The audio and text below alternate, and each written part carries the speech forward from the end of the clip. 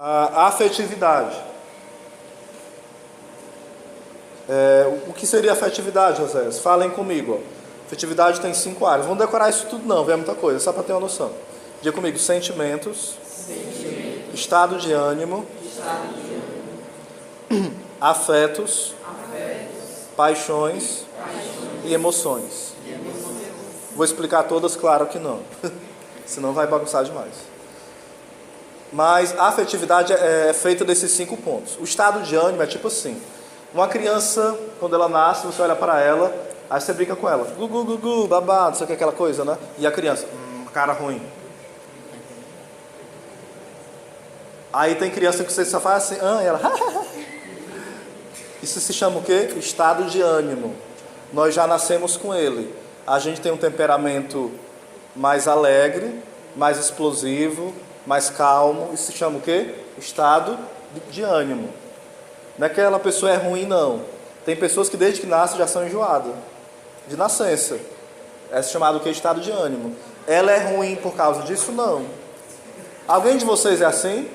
Desde criança já era enjoado, não gostava de dar bom dia, era todo assim azedo, e ainda são até hoje. De vez em quando. E o pessoal aguenta vocês porque é o jeito. Isso é chamado estado de ânimo, não é pecado nenhum. Eu só não posso me tornar escravo disso, entenderam? Eu sou assim, acabou, vou ficar pior ainda. Não.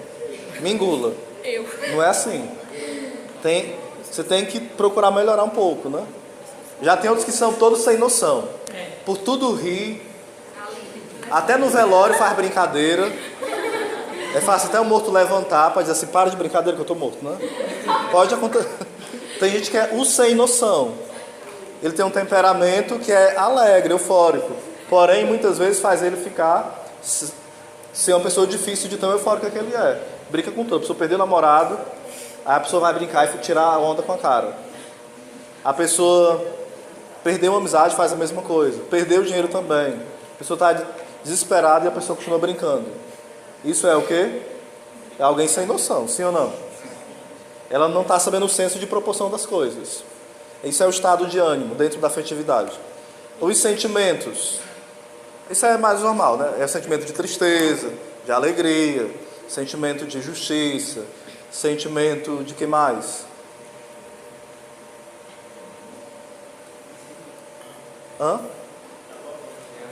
De abandono, de saudade, né? São os sentimentos. Existem as paixões. O que são as paixões? É como se fosse algo dentro de nós que nos leva a nos fixarmos em algo totalmente. Por exemplo, se eu sou apaixonado pelo estudo, então aquilo me leva a estar totalmente dedicado ao estudo. Isso é positivo ou negativo? Positivo. A pessoa apaixonada pelo trabalho, positivo ou negativo? Positivo. Você é apaixonado pelo seu pai, pela sua mãe. Só que existem as paixões desordenadas. Eu posso estar apaixonado tanto pelo trabalho que eu não quero nem vir para casa. É a hora extra direto e a esposa em casa. E cadê meu marido? Não, meu amor, eu estou procurando o melhor para nós. Esse melhor daqui um dia a pessoa está sem esposa. Porque já veio outro substituir o tempo que ele está fora, né? É uma paixão desordenada. Ou então uma pessoa que tem um namorado aí fala assim, se ele me deixar eu me mato. Se ele me trair eu mato ele e ela, né? É uma paixão o quê? Desordenada. Não é um psicopata. Você sabe o que é um psicopata? Você assiste a Dona Irene, né? É o psicólogo da pata. É alta cultura, né, gente? Baixei o nível agora, né? Vamos lá. Então existem as paixões desordenadas. Emoção é qualquer coisa mais rápida. A pessoa chega e faz um susto a você tomou um susto. É uma emoção. São coisas rápidas, entendeu? Repentinas, né? Um susto, por exemplo, é uma emoção. Aí por que o demônio mexe nessa área, a afetividade? Porque ela é muito flexível. Por exemplo, os pecados, a maioria de nós pecamos pela afetividade. A pessoa adultera por quê? Porque ela foi dominada pelos seus sentimentos, pela sua afetividade, não pela sua inteligência. Eu chego já na inteligência da vontade. Ela começa... Por que um jovem é escravo da masturbação, às vezes? Porque ele é escravo da sua afetividade. Ele tem uma carência dentro dele, que toda vez que ele vê uma menina ou um menino, dependendo da desordem dele, ele vai tirar aquela frustração fazendo o quê? Cair no pecado da masturbação, seja homem ou seja mulher, né?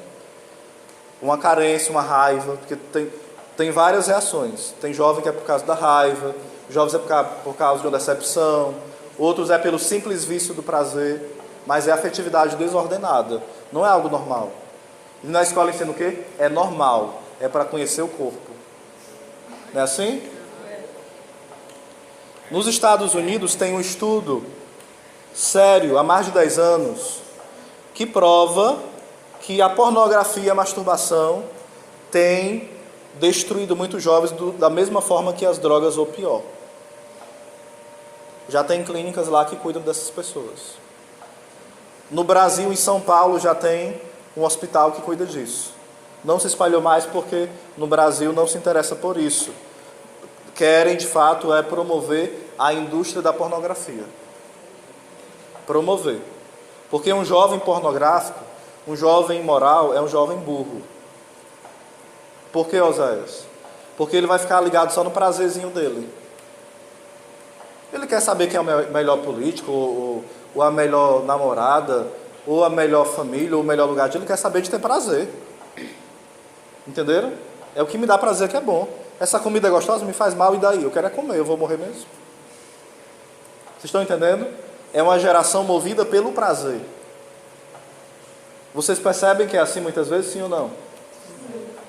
Onde o prazer prevalece, então entra várias realidades, por exemplo. E eu vou tocar em coisas que eu não quero causar polêmica não, por favor, viu? Eu vim para animá-los. Aí se tiver alguma polêmica, depois procurem no privado, tá bom?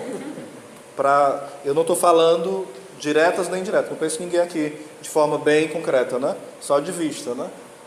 Então vamos lá. Adultério, masturbação, a fornicação, que é o sexo antes do casamento, tudo isso são realidades da afetividade, entenderam?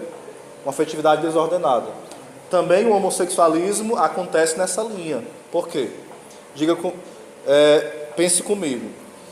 Existem coisas que fazem parte da identidade. Diga comigo, identidade. O que é identidade? É aquilo que eu sou. O ser. Aquilo que eu sou. Não é aquilo que eu sinto. Por que a pessoa namora com um homem casado? Porque eu sinto paixão por ele ou por ela.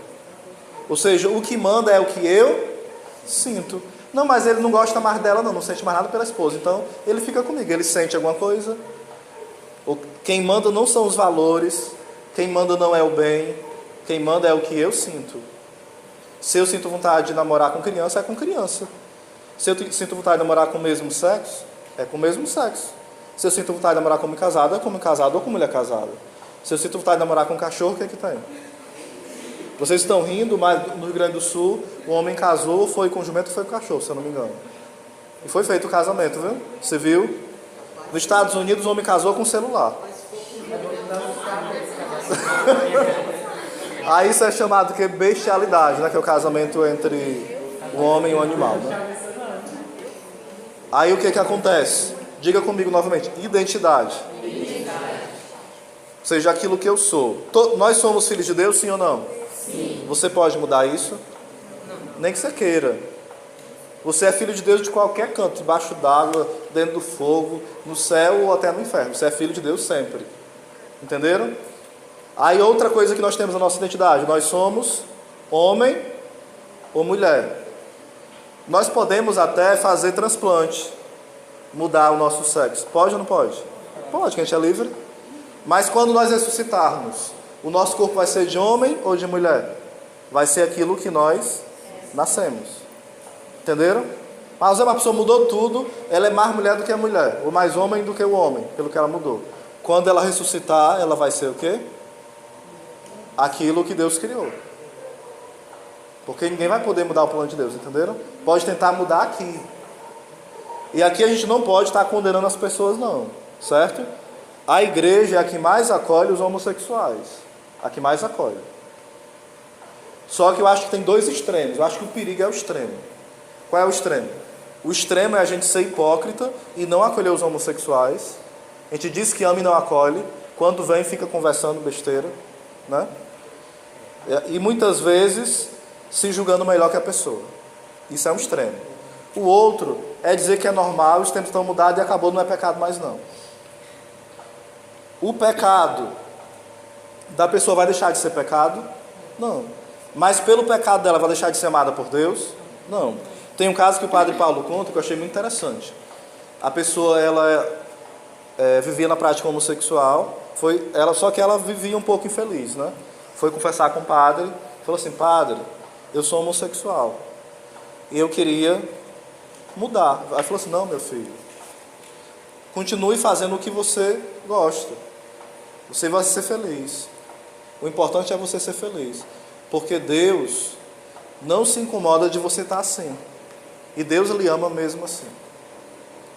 Aí ele respondeu o que para o padre? Padre, eu sei que Deus me ama mesmo assim, vai me amar sempre, mas sou eu que não estou amando a Deus dessa forma.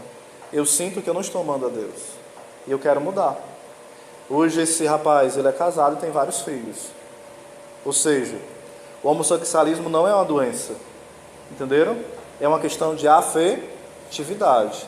Só que em algumas pessoas o grau da afetividade é muito forte, a desordem, e ela não tem maturidade e nem força suficiente para batalhar, porque a sociedade toda que é envolvida na ideologia de gênero, nas novelas, nos programas de humor, dentro das casas mesmo, as modas que existem até, né? Tudo favorece para a pessoa achar que é normal e continuar e alimentar a afetividade dela, entenderam? Naquela desordem. Então a afetividade desordenada vai dar vários pecados, como eu falei, adultério, a prática homossexual, a masturbação, a pornografia, entenderam? Sim ou não? Isso está muito forte nas nossas famílias, demais. Às vezes, para que saber disso? Porque quando vocês forem em missão, vocês têm que saber que vocês estão visitando uma sociedade ferida. Não é assim que pensar, Deus te ama e acabou a história e elas vai ficar tudo bem. Não. São pessoas profundamente feridas e ensinadas no colégio e ensinadas muitas vezes nas faculdades e universidades e pela televisão e pelas músicas a fazer tudo o contrário do que Deus manda. E para ela, o certo é o errado e o errado é o certo. Eu passei aí, ontem, acho que foi numa casa, no caminho aí, eu não lembro. Sei que o homem, a música chamava a mulher de... Perdão, meu Deus, pelo palavrão. A música chamava a pessoa de rapariga, de vadia. E era um forrozão madonho, dizendo que ela era. Aí a gente vê que às vezes a mulher está dançando aquela música, onde chama ela com esses palavrões. Como antes chamar de cachorra, né? Teve um tempo que teve a marcha das vadias. O orgulho de ser vadia, né? Por exemplo, eu estou falando coisas bem cruas mesmo, para vocês sentirem na pele como é a sociedade, né? Eu acho que vocês tocam nessas realidades um pouquinho, né?